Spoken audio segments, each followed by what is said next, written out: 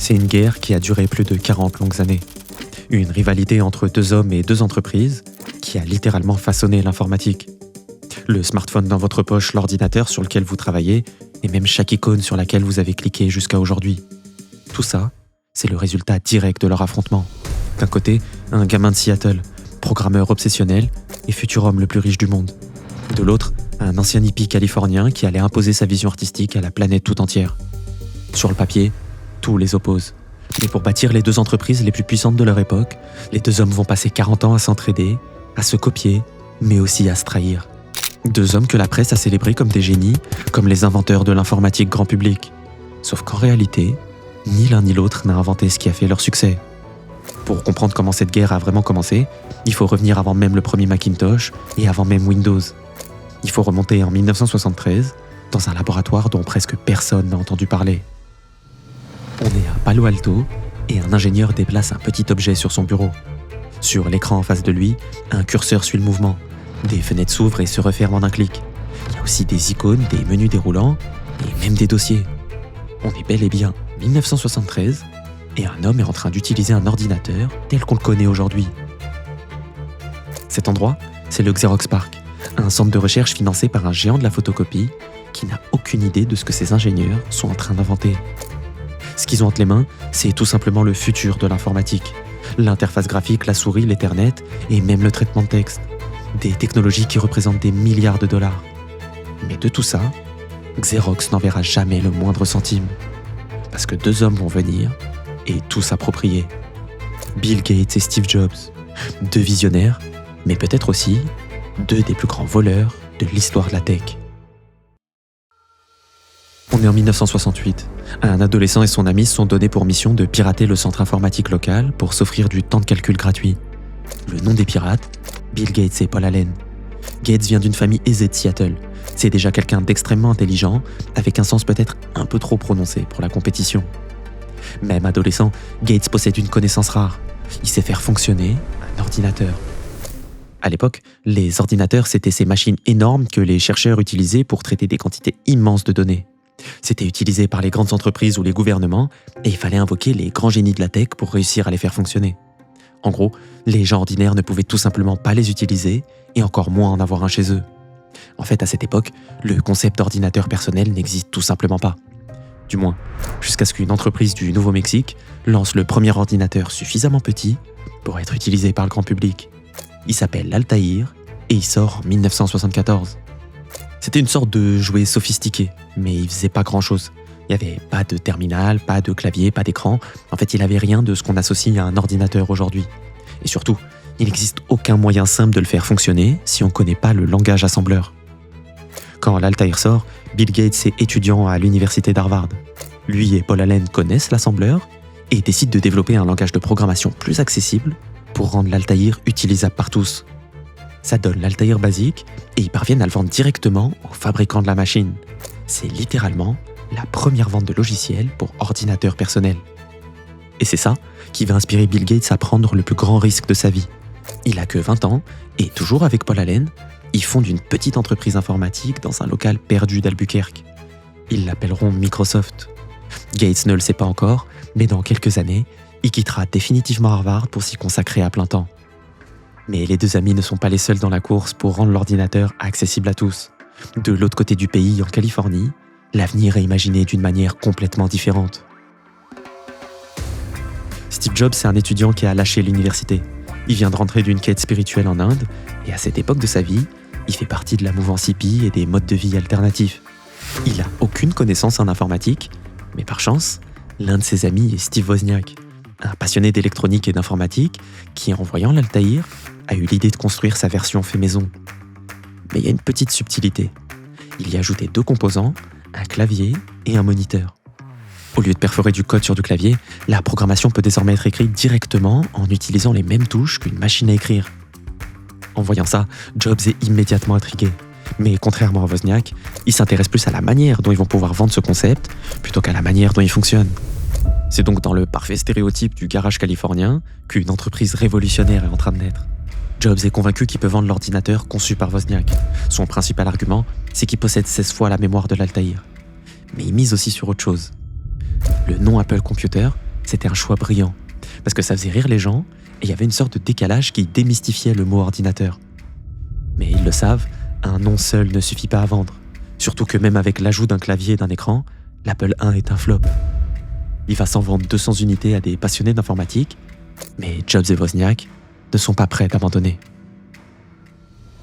Pendant que Wozniak retourne travailler sur ce qui deviendra l'Apple II, Jobs commence à imaginer un produit au design attractif et facile à utiliser. Il a que 22 ans, mais il ne démord pas de l'idée qu'un jour, il y aura un ordinateur dans chaque foyer. Et difficile de lui donner tort. En juin 1977, l'Apple II est commercialisé, et c'est un succès immédiat auprès des consommateurs. Juste un an après sa sortie, Apple réalise 8 millions de dollars de ventes. Ils tiennent là leur premier succès. Mais vous trouvez pas que l'histoire serait un peu trop belle sans difficulté ? Certes, l'Apple II est un succès auprès du grand public, mais sa programmation n'est pas compatible avec la plupart des logiciels professionnels. Autrement dit, les entreprises ne peuvent pas l'utiliser. Et sans elle, Apple se prive d'une manne financière non négligeable. En renard des surfaces, Bill Gates voit immédiatement l'opportunité. Si Microsoft peut rendre l'Apple II compatible avec les logiciels professionnels, il peut profiter d'un côté du succès d'Apple et de l'autre, rendre les entreprises dépendantes à ses produits. Gates et ses ingénieurs passent des mois à développer la Softcard, une carte circuit qui se branche directement dans l'Apple II, lui permettant de faire tourner les fameux logiciels professionnels. C'est dans ce contexte qu'a lieu la première rencontre entre les deux hommes. Et on a là aussi une relation qui peut être résumée par lorsqu'une force irrésistible rencontre un objet inamovible. Mais pour l'instant, tout est au beau fixe. Microsoft a besoin d'Apple, Apple a besoin de Microsoft. Leur deal est gagnant-gagnant. Gates donne à Jobs le moyen de transformer un ordinateur grand public en une puissante machine professionnelle, et en retour, la vente de Softcard aux utilisateurs d'Apple devient la première source de revenus de Microsoft. Mais en réalité, Bill Gates regarde déjà au-delà de Steve Jobs. Il commence à lorgner vers le plus grand nom de l'industrie à l'époque, et c'est IBM. Depuis des décennies, IBM domine le monde de l'informatique. Leurs ordinateurs sont dans toutes les grandes sociétés du monde, mais ils voient d'un mauvais œil l'envol de l'ordinateur personnel. La raison est toute simple, le géant n'a tout simplement aucun produit à proposer sur ce marché. Pire encore, Apple avec son Apple II est en train de prendre une avance considérable. IBM se lance de manière un peu précipitée dans le secteur, et pour aller plus vite, au lieu de développer tout en interne comme ils ont l'habitude de faire, ils décident d'acheter les composants et les logiciels en externe. Il leur faut notamment un système d'exploitation, ce qu'on appelle aussi un OS. C'est l'ensemble des programmes qui permettent de faire fonctionner et de contrôler un ordinateur. C'est comme ça que IBM en vient à frapper à la porte de Microsoft. Le truc, c'est que Microsoft n'a pas de système d'exploitation. Gates va dire qu'il en a un, et il va se dépêcher d'acheter un système déjà terminé à une petite entreprise de logiciels pour 75 000 $. L'OS s'appelle QDOS pour Quick and Dirty Operating System, ce qui en dit long sur sa qualité initiale. Gates le renomme Microsoft DOS et retourne voir IBM. C'est là qu'il fait le coup de génie qui va changer toute l'histoire de l'informatique. D'entrée, il pose une exigence non négociable. Microsoft fournira son OS à IBM, mais conservera le droit de le vendre à n'importe quel autre fabricant d'ordinateurs. IBM accepte, pour eux, c'est un détail. Ils pensent que la valeur est dans les machines en elles-mêmes. Ils réalisent pas que dans l'industrie qui est en train de naître, c'est le logiciel qui va être roi.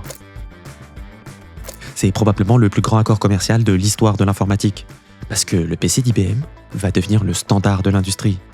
Et très vite, des dizaines de fabricants vont se mettre à produire leur propre copie de ce PC pour le vendre moins cher.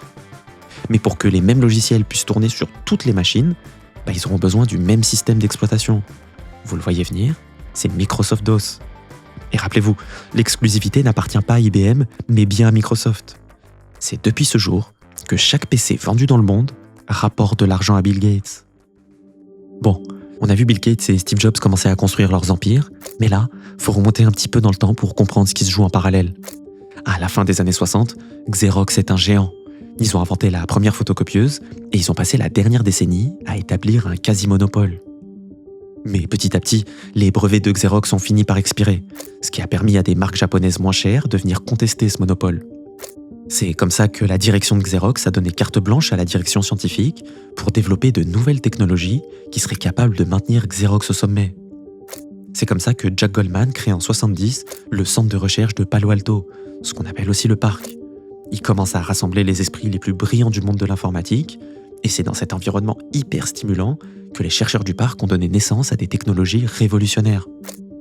Parmi ces inventions, il y a la souris, le réseau Ethernet et surtout l'interface graphique. Le seul problème dans tout ça, c'est que la direction de Xerox ne s'intéresse absolument pas à ces travaux. Ils voient pas ce que ça pourrait apporter à leur machine et ils demandent de se focaliser sur ce qui rapporte de l'argent, à savoir les photocopieurs.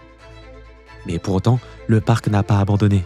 Au contraire, ils ont voulu démontrer l'utilité de leurs recherches et ils ont créé un produit qui condense toutes leurs innovations. C'est le Xerox Alto. C'est un prototype qui se rapproche vraiment de ce qu'on connaît aujourd'hui. On y retrouve le clavier souris et même l'accès au courrier électronique, au traitement de texte et au rappel d'événements. Mais une fois de plus, les dirigeants de Xerox n'en ont strictement rien à faire. Pour eux, l'Alto, c'est une sorte de station de travail un peu compliquée qui coûte 40 000 $ l'unité. Pour s'acheter la paix, Xerox va financer la production de 2000 machines, mais ils les commercialiseront jamais. Les chercheurs du parc sont loin d'être satisfaits, toutes leurs avancées ont été gaspillées. Écœurés, beaucoup d'entre eux vont faire le choix de partir, soit pour créer leur propre entreprise, soit pour rejoindre les nombreuses startups en plein essor de la Silicon Valley. Xerox could have owned the entire computer industry today. Could have been, a company 10 times its size. Could have been IBM. Could have been the IBM of the 90s. Could have been the Microsoft of the 90s. Mais pour autant, les contributions du parc ne sont pas vaines. Le centre de recherche s'est forgé une solide réputation et finalement, les ingénieurs d'Apple ont eu vent de ce qui se passait à Palo Alto. À ce moment-là, Apple s'apprête à être introduit en bourse et s'ils veulent rester compétitifs face aux nouveaux PC d'IBM, il va leur falloir une grande idée. C'est là que le destin va leur sourire. Au départ, Jobs était très sceptique à l'égard de Xerox. Mais comme le hasard fait bien les choses, Apple et Xerox étaient déjà en contact pour négocier un investissement de $1 million en échange de 100 000 actions. Apple profite de l'occasion pour inclure 2 visites du parc dans cet accord. Pour la première, Jobs a refusé de se rendre au parc lui-même. Mais après que plusieurs de ses employés s'y soient rendus pour constater le trésor de leurs propres yeux, il accepte de les accompagner pour la seconde. À ce moment-là, Steve Jobs n'a aucune idée que ce qu'il s'apprête à voir va changer sa vie et la nôtre par la même occasion. On est à la fin de l'année 1979 et Steve Jobs entre dans le parc accompagné de quelques ingénieurs d'Apple. C'est là que le braquage commence. Ce qu'il voit lors des démonstrations dépasse tout ce qu'il avait imaginé. Les chercheurs de Xerox lui présentent 3 innovations, mais il est tellement absorbé par la première qu'il voit même pas les 2 autres. I was so blinded by the first thing they showed me, which was the graphical user interface. I thought it was the best thing I'd ever seen in my life. En quelques minutes, Jobs a déjà saisi l'évidence. Xerox a montré son coffre-fort et l'a simplement ouvert devant lui. À ce moment précis, le vol n'est pas matériel. Jobs ne vole pas de données, de plans ou de prototypes. Il s'approprie une vision. Il sait que le parc tient quelque chose de grand et il repart donc avec un butin inestimable. Within, 10 minutes, it was obvious to me that all computers would work like this. Rien ne sera copié illégalement, mais après la réunion initiale, Jobs organisera des démonstrations techniques très détaillées pour toute son équipe de programmeurs. Il va aussi rapidement accepter la vente de 100 000 actions Apple à Xerox, et la direction de Xerox n'y verra que du feu. Mais en même temps, comment leur en vouloir ? After an hour looking at demos, they understood our technology and what it meant more than any Xerox executive understood it after years of showing it to them. Suite à ça, Jobs va créer une équipe autour de lui pour donner vie à cette vision. C'est le début du Macintosh. So I formed a small team to do the Macintosh, and we were on a mission from God, to save Apple. Rapidement, la construction du Mac va accaparer toute son attention. Jobs devient un peu agréable à côtoyer et il réalise qu'il va avoir besoin de quelqu'un pour diriger Apple à sa place. En 1983, l'ancien dirigeant de Pepsi, John Sculley, prend la direction d'Apple en tant que nouveau PDG. C'est dans ce même timing que Jobs invite Bill Gates à travailler sur le Macintosh. Après le succès de la sauvegarde, il avait une totale confiance en lui. Mais encore une fois, Gates avait déjà tout vu venir. Tout comme Apple, Microsoft avait recruté pas mal d'anciens employés du parc pendant leur exode, et il connaissait donc très bien le Xerox Alto et toutes les innovations que ça implique. En fait, l'interface graphique était devenue une idée qui circulait dans toute l'industrie, et la lutte pour savoir qui allait en tirer profit avait déjà commencé. Le timing allait donc être la clé. Steve Jobs en était conscient lui aussi, c'est pour ça qu'il a fait signer un accord à Microsoft. Microsoft pourra commercialiser des logiciels qui utilisent la souris seulement 1 an après le lancement du Mac. Et dans le contrat, le lancement devait avoir lieu à l'automne 1983. Mais vous le voyez venir, les avocats d'Apple ont totalement oublié de prévoir une clause sur les retards de projet. Et ce qui devait arriver arriva, la date de sortie du Mac a été repoussée, Mais la date contractuelle, elle, n'a pas bougé. Bill Gates décide alors de devancer Apple. Son équipe avait déjà commencé à travailler sur ce qu'ils appellent d'abord Interface Manager. Mais à l'automne 83, c'est un autre nom qui finit par s'imposer. C'est Windows. Un environnement avec une interface graphique utilisant le clavier et la souris, accompagné d'un outil de traitement de texte. Ça vous rappelle quelque chose, non ? Bon, quoi qu'il en soit, le produit n'est pas encore terminé, mais Bill Gates savait qu'il devait devancer Jobs au moment de l'annonce. Quand la nouvelle parvient du côté d'Apple, on n'est qu'à quelques semaines de la sortie du Macintosh. Le projet auquel Jobs a consacré les 3 dernières années de sa vie a été saboté. Et l'homme qui pensait être un allié lui a déclaré la guerre. Malgré tout, la keynote de lancement du Macintosh sera un événement. There have only been 2 milestone products in our industry. The Apple II in 1977 and the IBM PC in 1981. Today, 1 year after Lisa, we are introducing the 3rd industry milestone product, Macintosh. Le Mac se voulait être la fusion ultime entre la beauté et la technologie. C'était littéralement la première machine qu'on pouvait qualifier de belle. Mais l'ordinateur en lui-même est super lent et il peine à trouver des acheteurs. Les ventes chutent drastiquement et malgré des publicités mythiques, l'action Apple perd la moitié de sa valeur. Jobs est convoqué par son conseil d'administration et le nouveau PDG John Sculley, qu'il avait lui-même recruté 1 an plus tôt, lui annonce la décision.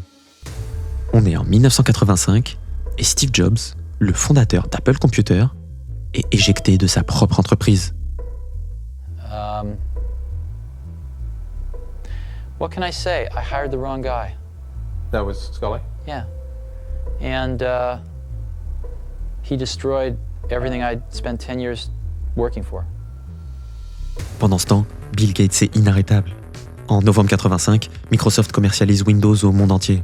5 ans plus tard, Windows équipe plus de 80% des ordinateurs dans le monde, faisant de Bill Gates le plus jeune milliardaire de l'histoire à seulement 31 ans. De l'autre côté, Apple sans Steve Jobs n'arrive plus à innover.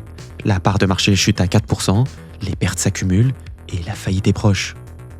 Près de 10 ans après son départ d'Apple, Jobs n'a pas chômé. Il a notamment créé Pixar, mais ça, c'est une autre histoire. Ce qui nous intéresse aujourd'hui, c'est Next, l'autre entreprise que Jobs a créée après son départ.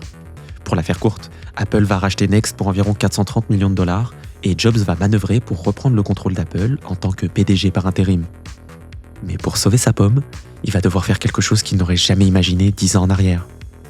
En fait, à force de succès, Microsoft est maintenant accusé de monopole et ils sont embourbés dans tout un tas de procès.